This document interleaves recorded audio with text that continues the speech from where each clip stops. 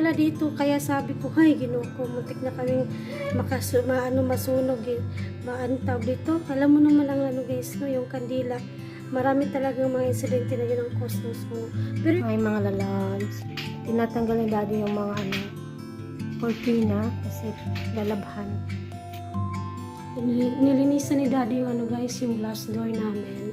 When there's no more hope is left in me, I can see what comes my way, and I'm always lost. There's nowhere else to go. Ay mga lalabs, tinatanggal ni daddy yung mga cortina kasi lalabhan. Labhan guys. The baby is having breakfast pero naka-headphone. Ayan, kumakain siya dyan. Doon sa likod ng TV guys, wala ng kortina. Tinanggal na din ni daddy. Ayan, para malabhan. Ganun pa rin naman ang papalit. Ang dami namin kortina na ganun guys, ang kulay. Ganun lahat. Good morning mga lalabs. Kapul sa kong ulo. Nagkape din ako dito guys. Ayan. So yung kortina namin, ganun pa rin guys, ang ipapalit ni daddy. Ganun kulay din. Kasi yung kortina na yan, nung unang dumating si daddy dito, yung binigyan pa siya ng company accommodation ng kampanya. Kasama yan, parang all package, furnish na yung flat, tas kasama na yung kortina. Tapos, nung naglipat kami, dinala namin yung kortina, yung lahat ng gamit. Kasi nung ibinigay na kay daddy yung allowance niya, personal, yung siya na ba ang mamamahala sa kanyang home allowance, kasama na yung furniture sa sa package. So binayaran din niya yung furniture sa company, pero may discounted na yun, hindi na yun yung mahal kasi syempre nagamit na. Pero hindi itong sofa na to guys, yung old na sofa pa namin, wala na yun, nasira na yun. Itong sofa na to, binigay to ni Doc, yung kaibigan, si doktora. Nung naglipat sila dun sa malayo, dun sa kanyang trabaho talaga, super layo, kung ilipat nila ito doon, ang mahal ng singil ng transport ng lipat bahay. Kaya ibinigay na lang nila sa amin. Pasensya na kayo, hindi pa ako nakapagligpit. Kasi kagigising lang namin mga lalabs. Itong bebe, nag-almusal din pero naka-headphone. Kaya wala siyang naririnig. Ito guys, nagkakape ako. Ayun. So yan muna guys ang pambungad sa umaga na ito. Medyo mainit-init na, lumabas na yung araw sa labas. Pero hindi pa gaano guys, tingnan nyo. Lumabas talaga ako mga lalabs. Ayan o, gloomy pa rin siya, diba? Hindi talaga yung kainit-initan. Pang 3 days na ngayon guys, simula nung sinabi nila na may low pressure area nga. Yung may masamang panahon, diba nagulan the other day. So ngayon, medyo okay na. Wala na siyang ulan, pero gloomy pa rin siya guys. Lumabas lang ako para ipakita sa inyo. Ang update guys sa weather forecast natin. Simula nung nagulan. Okay. Gloomy pa rin pero tag dito. Okay na. Wala na siyang ulan. Baka sa interior ganun pa rin. Hindi ko alam. So papasok na ako at tapusin ko yung aking pagkakape. Nilinisan ni daddy yung guys, yung glass door namin. Bago ilagay yung yung cortina. Hindi ko kasi kaya yan. Mag-akyat-akyat. Hinihingal ako. Kaya sa kanya yan. Plus ito pang bintana, pupunasan pa. At yung bababa namin, nakaupo lang, nanonood ng movie. Mamaya maglaban ng panty yan. Kanyang mga panty. What are you watching? Mulan. So, yan guys, nanonood siya ng Mulan. So, ito pa pa ni daddy yan. Pupunasan. Tingnan nyo sa labas guys, makulimlim pa rin. Aray. Makulimlim talaga siya. Kaya si paring Arnold naglaba, pininaw na niya yung kanyang sinampay sa labas kasi para daw babagsak ang ulan.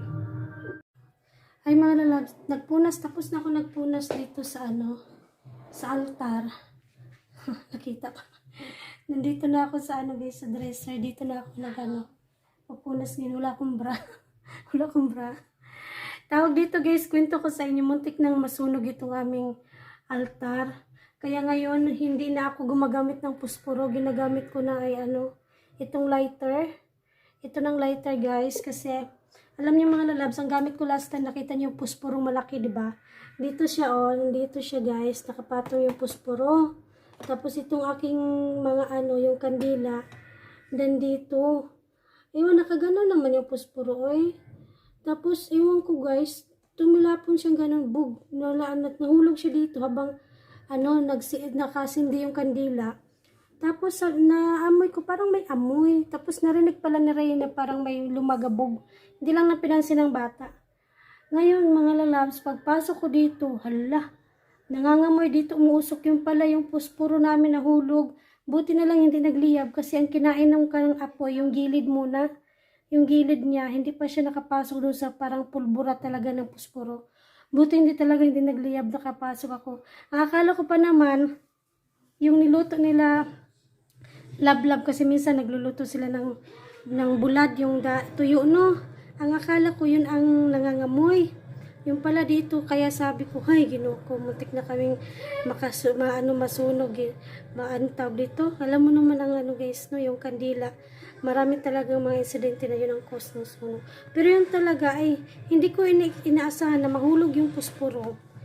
Ayun, sa kasawi ang palad, nahulog talaga siya. Hindi ko alam, baka may dumaan na butiki. Tapos yung kilos ng butiki, baka yun ang nakakagalaw doon sa pusporo. Kaya nahulog siya, doon talaga siya tumilapon sa gilid nung lagayan ko ng kandila. Sana naiusog ko dito. Kaya yung kandila dito ko na banda nilalagay sa gitna. Ayun, nagpunas ako mga lalabs dito. Yan, hindi pa ako tapos. Yung iba, tinanggal ko na. Dilagay ko muna dito. Kasi tapos ko ng punasan. So, dito sa Oman, guys, not only in Oman, the whole part of Middle East, ang kalaban talaga namin dito, alikabok. Kahit hindi mo maramdaman, nasa loob ka lang ng bahay, pero yung alikabok ng desierto, sumisingit talaga siya dun sa mga butas-butas ng bintana, sa pinto, kahit mahira nang naman mabubuksan yung mga yan, pero pumapasok siya doon. Kaya hindi mo na malayan, puno na ng alikabok itong aming dresser. So yan, mapunas muna ako guys. Yan na si daddy, nasa bintana na siya. Yan na siya. Mamaya lalagyan na niya yung kurtina.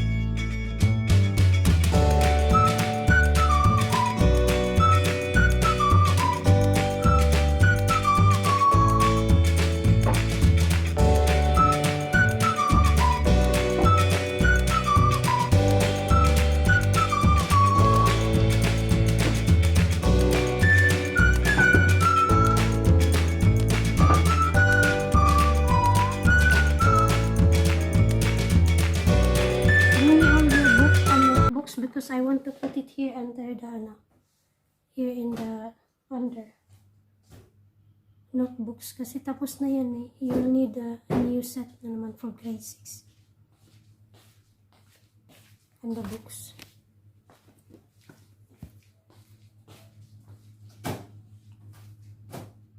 Yan mga labs, pinakuha okay rin yung mga books kasi ilalagay ko na dito guys. Dito na sa ilalim. Ayan. Saan ba? Uy, buo ko. Dari guys. Oh.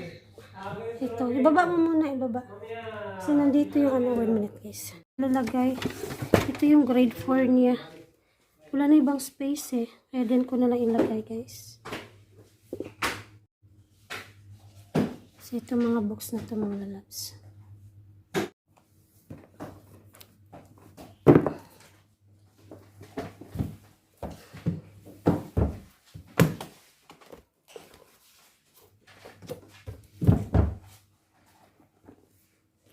Dapat pagkatanggalin nyo yung mga nagbagay na conic. Yung mga dahil papalitan ng bawang nito yan. Kaya nga tinanggal na oh. Yung table niya. Kasi lalagyan na naman dyan yung books niya sa grade 6. Yan.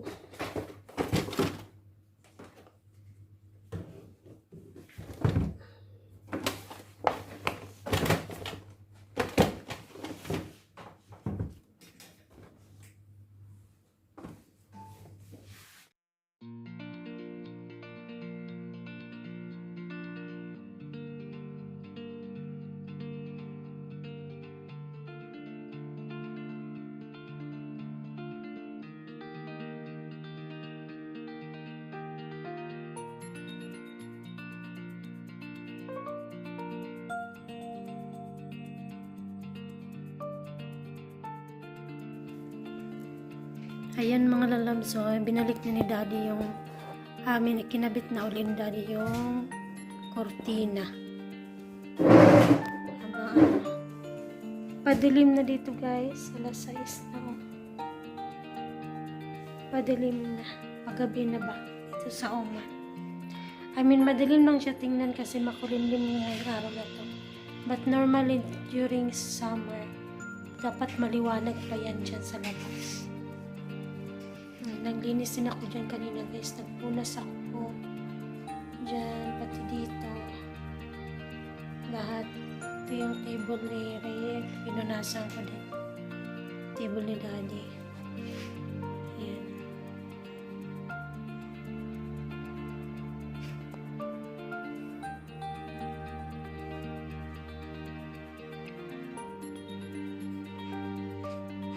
Hindi kasi ako marunong magkabit din guys. Yung maglagay ng pin. Kasi tusok-tusok mo yung pin eh.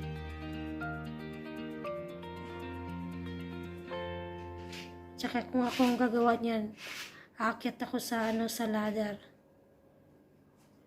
Hindi ko abot eh. Hi mga lalabs. Ayan, nagluto ako ng chop suey. Nang halo ay pritong isda. Okay. Para sa akin, kasi nagprito sila ng tamban na isda. Sila lablab. Eh sa akin naman, itong isda na to ay matambaka. Yung prito pa to nung isang araw. Kaya ito yung aking ulam. Tara! Sarap no? Chop suey ng prito na isda. So, yun mga lalabs ang aking ulam for today. Kasi hindi ako pwedeng kumain ng nung tamban. Hinihika ako sa tamban eh. Kaya, buti na lang may natira pang, pritong matambaka the other day. Sabi ko, akin na nga yan at ay halo ko sa gulay. So, solve na ang aking ulam for today. Okay, so ayan. Same pa rin. Walang pagbabago ang aking kusina. Ayan pa rin ang mga ganap ng lalabs. At meron ditong 2 orange. Ayan. Papakin mamaya. Si Ray ay naligo pa. Okay, update sa kusina. Yun po muna.